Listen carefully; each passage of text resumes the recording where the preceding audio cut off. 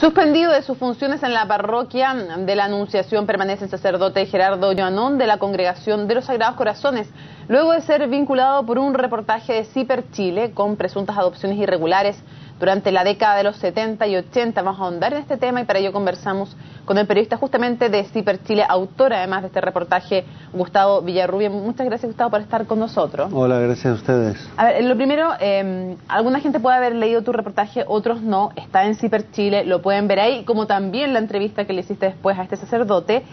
Quiero preguntarte primero si nos puedes resumir brevemente cómo funcionaba este sistema de quitarles a las mujeres sus hijos y entregarlos en adopción a otras familias. El caso que relatamos es un caso de los años son entre los 70 y 80, como tú bien dices, y eran casos de jóvenes, adolescentes, de buena familia, como dice el sacerdote, digamos, que eran gente que sus papás, de creencias católicas y tal, tener una adolescente embarazada en la familia era muy mal visto en aquellos años. Entonces, ¿qué se hacía? Era contactar a este sacerdote, el padre Gerardo Joanón. Él a su vez tenía unos amigos de la familia que eran unos ginecólogos, y estos ginecólogos le ayudaban a esta adolescente a dar a luz. Y si el adolescente, digamos, había querido quedarse con la guagua a pesar de que sus padres y su familia no querían, y el sacerdote no había conseguido convencerla de que diera esa guagua en adopción, simplemente al momento de nacer se la engañaba diciéndole que la guagua había nacido muerta. Por lo tanto, esto no era en el fondo, además del tema de la adopción irregular, esto no era un grupo de ayuda en el fondo para jóvenes desesperadas para que pudieran entregar en forma silenciosa a sus hijos. O sea, muchas veces las niñas eran engañadas. Exactamente, y eso es lo terrible de este caso y lo que causó tanto conmoción en las personas que leyeron el reportaje, porque si bien se dice en un momento que era para salvar las vidas y tal, pero a la persona se la engañaba y se le decía que estaba muerto. Incluso uno de los relatos que contamos en CIPER, el caso de Carmen, a ella hasta su madre le muestra un certificado de fusión de su hija y no había muerto, ¿no? Entonces, Gustavo, hay detalles que son francamente escabrosos. Por ejemplo, el hecho de que incluso este sacerdote, después de haber participado en esta operación, incluso hacía misas en recuerdo de ese niño que supuestamente había muerto al nacer. Exactamente, de hecho él en la entrevista casi como que lo niega y no lo niega, digamos, se siente un poco pillado, yo creo, pero sí las personas que nosotros entrevistamos, porque quiero decir aquí que nosotros no nos quedamos con el relato humano, que es realmente impresionante, sino que reconstruimos estas historias y fuimos a todas las personas del ámbito de donde se dieron estas historias, y estas personas nos contaron, o sea, nosotros por años fuimos a una misa de difuntos. A nosotros en la misa no se decía, recemos por esta guagua que se fue entregada en adopción, recemos por el alma y tal. Entonces, estas personas siempre pensaron que existía una misa de difuntos de una persona que no estaba muerta, que estaba viva. Ahora, en otros casos en que no se les decía a estas chicas que habían muerto sus hijos, sino que se les entregaba igual, ¿había una presión fuerte para que los entregaran en adopción? Bueno, como te decía al inicio, o sea, hubo casos que ellas entregaron, de verdad lo entregaron porque no querían, ¿no? O sea, simplemente no querían esa guagua y lo entregaron. Pero hubo casos que efectivamente fueron presionados porque no querían entregar, ellos querían hacerse cargo de la guagua. Sus padres le habían intentado, no habían conseguido, el sacerdote tampoco había conseguido, y esta persona decía, no, yo quiero hacerme cargo de mi guagua, a pesar de, yo sé que soy joven y todo, pero yo quiero la guagua. Y a esas personas eran las que eran engañadas y que en ocasiones siempre se les decía que había muerto, pero nunca veían cuerpo, nunca sabían dónde ir a visitar su tumba, nada. Ahora, ¿cuál era el rol específico que tenía en toda esta operación el sacerdote Joanón? ¿Por qué era tan importante su participación en todo esto? Bueno, en los casos que nosotros relatamos, y quiero decirles que ya han llegado a raíz del reportaje, el reportaje fue publicado el 11 de abril, han llegado alrededor de cientos de correos a CIPER con casos que nosotros ya percibimos que pueden ser de esto mismo. ¿Por qué? Porque se repiten los nombres de las clínicas, se repiten los nombres de los médicos, se repiten los nombres de los sacerdotes, se repiten los nombres de los abogados, algunos de ellos muy bien pagados, para falsificar esta inscripción de nacimiento de una guagua que era de otra persona. ¿Entiendes? Entonces, y en eso estamos, digamos, nosotros seguimos investigando el tema ¿Y el rol del específico? El rol del sacerdote, hasta ahora lo que nosotros hemos, y por lo que nos han contado y lo que él mismo nos dice, él era el contacto entre las familias y el ginecólogo, ¿no? Él llegaba al ginecólogo que iba a engañar a esta chica que no quería dar su guagua en adopción, que cuando ella diera luz, el ginecólogo se encargaba de sacarle y decir, esta guagua nació muerta, y hasta aquí ha llegado la historia. Tú tuviste la oportunidad de entrevistar a este sacerdote. ¿Cómo llegas a él y cuando llegas, cuál es su reacción? Porque él finalmente termina hablando contigo sobre un tema tan impresionante como este realmente. ¿Cómo logras eso y cómo logras que finalmente él te hable y te confirme en buena medida los resultados de la investigación? Mire, yo quiero destacar que en realidad el padre Gerardo Llonón tuvo sus razones, se las explica en esta entrevista que él accede a dar a CIPER. Ahora, yo destaco la valentía de él de poder haber hablado esto y haber contado el modus operandi. O sea, estamos hablando de cosas que fueron ilícitas, que hoy día pueden haber prescrito o no, eso habría que determinar la justicia, pero él tuvo, o sea, la valentía, el valor de contar cómo se hacían estas cosas que hasta ahora nunca se había contado en público, ¿no? Y eso yo creo, lo destaco, en el sentido de que lo destaco. Yo no soy juez, soy periodista, ¿no? Entonces, eso ayuda justamente en la investigación. Él podía haberse negado y no lo hizo, como lo hicieron muchos otros sacerdotes acusados de pedofilia en Chile y tal, y las instituciones cerraban filas con él, y todo lo que sabemos nosotros que, en este caso, tanto el sacerdote como la institución no ha cerrado filas con el sacerdote y están a favor de la verdad y que se investigue. Ahora, tú me preguntabas... Sí, en el fondo, ¿cómo logras llegar a él y cómo logras que él te hable? Pero simplemente nosotros, cuando ya tenemos toda la historia montada, yo me acerco yo sé dónde él celebraba misa, le llamo, le digo que necesito hablar con él, me dice, vale, vente antes de la misa, y le cuento a lo que iba, digamos, y él me dice, vente antes de la misa, llego y él me dice, mira, de esto poco puedo yo hablar. Pero él sabía, cuando tú le llamaste por teléfono, le dijiste por qué querías la entrevista, no llegaste de improviso a la iglesia. Que estaba haciendo este reportaje, que había investigado bastante y que necesitaba su versión de todas maneras, porque él era mencionado en casos que realmente eran terribles, digamos, porque él aparecía presionando a una persona para que diera su guagua en adopción, celebrando una misa por una guagua que nunca se había muerto. Yo no sabía si él sabía que esta guagua estaba muerta o no estaba muerta. ¿Celebraba de verdad una misa por una guagua muerta o hacían una parodia, ¿no? De una guagua que no estaba muerta? Ahora, es cierto que él da la cara y habla contigo, pero también es cierto que él no reconoce la participación tal como tú la reporteaste. Él sostiene que, para empezar, en el fondo no forzó a nadie, que no presionó a nadie para dar en adopción, y tampoco asume que él fuera parte de un engaño, diciéndole y haciéndose parte de que a las niñas se les dijera que estaban muertas sus guaguas. Bueno, como tú dices, sí, no, así como tú lo dices, no lo reconoce, pero en la última pregunta de la entrevista, cuando dice, ¿usted lo volvería a hacer en los días de hoy? Él dice, de ninguna manera.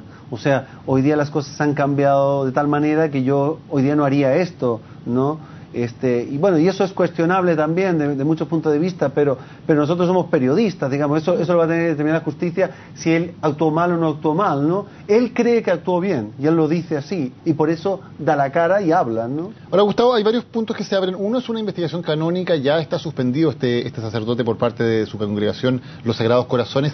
¿Qué pasos siguen ahora en esa investigación canónica y qué consecuencias podría haber para él? Mira, en estos casos, a diferencia de los abusos sexuales de otros sacerdotes conocidos como Cristian Pre, Caradima y todo, esos casos con abusos sexuales, ya desde el año 2000 el Vaticano determinó que todos esos casos van directo a la Congregación de la Doctrina de la Fe y desde Roma se inicia la investigación. En este caso no. En este caso es diferente, no hay aquí abuso de menores, así en cuanto a abusos sexuales y tal, es otro tipo de abuso, y en estos casos la investigación la hace la misma congregación. Y yo vuelvo a destacar que aquí hay algo muy valioso que hizo la congregación, que la congregación de por sí, sin necesidad del arzobispado de Santiago, puede hacer su investigación internamente, con los sacerdotes de la misma congregación. Pero ellos optaron por escoger a un sacerdote, que es el padre David Albornoz, que ya actuó en otras investigaciones duramente, ¿no? Y es un canonista bien conocido, para que sea él que desde fuera, o sea, que sea un chileno, pero salesiano, que entrar en la congregación para hacer esto. Yo creo que eso es muy de mucha transparencia, ¿no? Que eso da, digamos, es lo que la gente espera, ¿no? Los familiares con los cuales tú conversaste, ¿qué te dijeron respecto a dos cosas? Uno, respecto de si ellos le habían denunciado a alguna autoridad de la iglesia esta situación con anterioridad, y dos, si habían intentado antes también acciones legales ante la justicia civil. Mónica, aquí hay una cosa curiosa, increíble, que antes de preguntar, porque fíjate que en la historia de Carmen, la que nosotros llamamos Carmen, tú vas a ver, y ella, durante 30 años, de verdad, quedado con la idea que su hija había muerto. Era una cosa de madre, que ella sentía internamente que esa hija no había muerto, pero los papeles, el sacerdote, los papás, o sea, ¿quién no confía en sus papás? Los papás le habían dicho que esa guagua había muerto, entonces era una cosa interior. O sea, cuando ella se entera por una amiga en un café, que le dice, oye, ¿sabes qué? Yo creo que esa guagua nunca murió. Ahí ella que dice, Dios mío, ¿qué es esto? Por primera vez alguien le decía eso interno que ella sentía, le dicen, oye, eso no pasó. Y ahí es que ella empieza a buscar y no se preocupó en ese minuto de ella fue a enfrentar a los que todavía quedaban vivos. Entonces, cuando ella encuentra a su chica, y en este caso, infelizmente, la chica no quiso saber nada de ella, claro, ¿qué va a hacer? Iba a ir a decirle a qué obispo o a qué cura, decirle, oiga, eran dos personas adultas que se podían... Ahora, otro de los casos que nos ha llegado en estos días, sí, esta persona va y denuncia ante la justicia. Y la justicia, ¿qué pasa? Dice, o sea, no hace nada, porque uno va a ver el expediente, no hace nada, y dice... y decide archivarlo. Y en el caso de Francisco, el otro caso que nosotros contamos, el papá que busca a su hija, para la gente que no sepa. Él, que a los 3 o 4 días ya sabe que esa niña, porque le dicen en la clínica que esa niña había sido, él va ante un juez.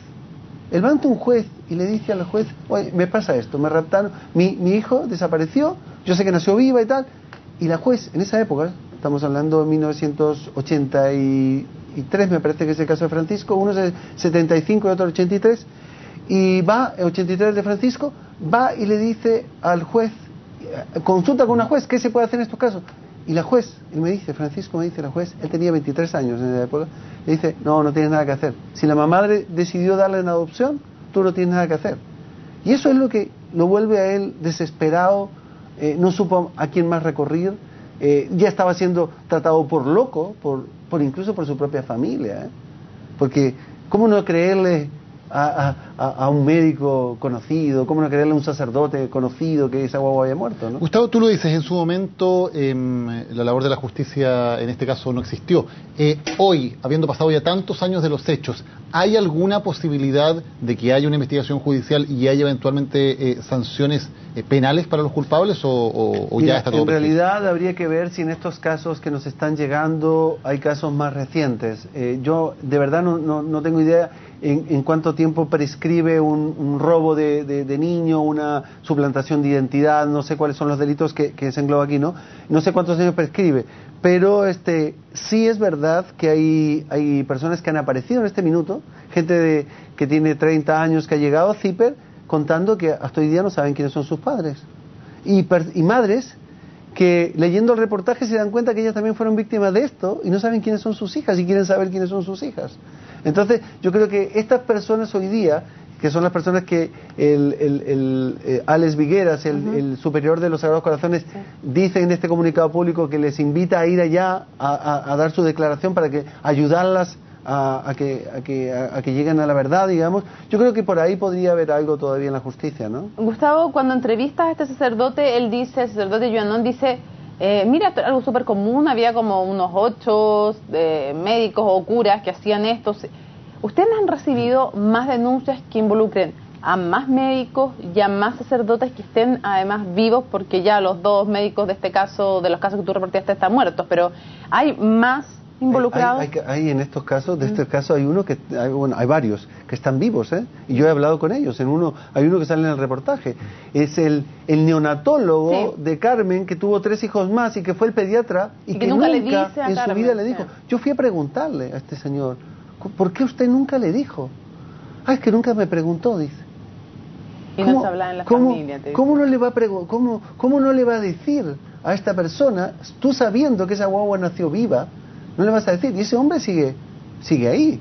¿Será que no participó en otros casos más? Habría que preguntarle hoy día, ¿no? ¿Y más médicos, más sacerdotes que hay en el propio sacerdote Gerardo Joanón, él me dice en parte de la entrevista, que no sale toda la entrevista, es muy larga, digamos, pero en una parte de la entrevista él me dice que habían varios sacerdotes en esa época que trabajaban con jóvenes, también de personas del barrio alto y tal, que hacían lo mismo. Y él me habla de unos 10 ginecólogos. Se pregunta uno también qué pasa, por ejemplo, con estos médicos, más allá del tema penal, el tema del ejercicio de la profesión, el tema ético también del colegio médico que podría intervenir aquí o que se les podría quitar la licencia profesional. Bueno, de hecho hay médicos que todavía están ahí ejerciendo, claro, ¿no? Yo no sé cuál sería la explicación de ello. Yo te digo, yo cuando fui a hablar con el doctor Carlos Casar Collazo, que es pediatra y tiene su clínica en Providencia, él al principio me dijo, es que no recuerdo. ¿En qué año me habla usted? No recuerdo, me dice. Pero después sí recordó. Y se recordó y sigue actuando de pediatra. Yo no sé cuál es la respuesta de él hoy día. O sea, a mí no me la quiso dar. Pero sí me confirmó lo que dice Carmen en su entrevista, ¿no? Gustavo, contando lo que ya tienen investigado, los casos nuevos que les han llegado, las nuevas aristas que se están abriendo, ¿dirías que puede ser una circunstancia, una investigación que lleve a muchos más casos, a la investigación de muchos casos similares en la sociedad chilena de esa época? Mira, dicho por el propio sacerdote Joanón, si es efectivo de que todos los sacerdotes en esa época que trabajaban con jóvenes lo hacían, a él le conocía al menos, aparte de sus 2 ginecólogos, 8 más, y él dice de haber ayudado a unos 5 casos. O sea, si hacemos una simple cuenta matemática, no sé de cuántos niños estamos hablando, 40, 50, 100 niños, no tenemos ni idea. Gustavo, muchísimas gracias por habernos acompañado en CNN Chile y unas felicitaciones para ti y para tu equipo de CIPER por los trabajos que hacen. Muchas gracias. Gracias, Gustavo. Vamos a hacer una pausa y volvemos con más.